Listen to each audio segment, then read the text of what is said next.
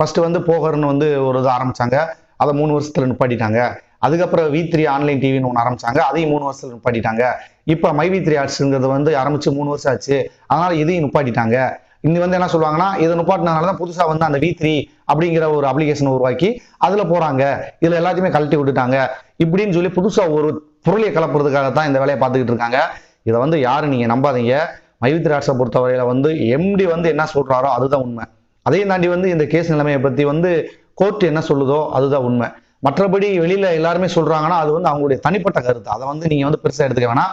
என்ன நடக்குதுன்னு வேணா பாத்துக்கங்க, அதை நீங்க உள்வாங்கிக்கிறாதீங்க. உள்வாங்கிட்டீங்கன்னா அவங்களுக்கு வந்து பெரிய மன ரீதியான ஒரு பிரச்சனையை உருவாக்கி விட்டுரும். இவ்வளவு நாள் நீங்க பொறுமையா இருந்துட்டீங்க. இப்ப சமீபத்துல கூட பாத்தீங்கன்னா வந்து எல்லாருமே வந்து சொல்லிட்டு இருக்காங்க, அதாவது நீங்க வாங்க கம்ப்ளைண்ட் கொடுக்க வாங்க, கம்ப்ளைண்ட் கொடுக்க வாங்க அப்படின்ட்டு. ஏன்னா கம்ப்ளைண்ட்டுடைய ஸ்ட்ரென்த்தை வந்து அதிகமாக்குறதுக்கான முயற்சி அங்க நடந்துகிட்டு இருக்கு.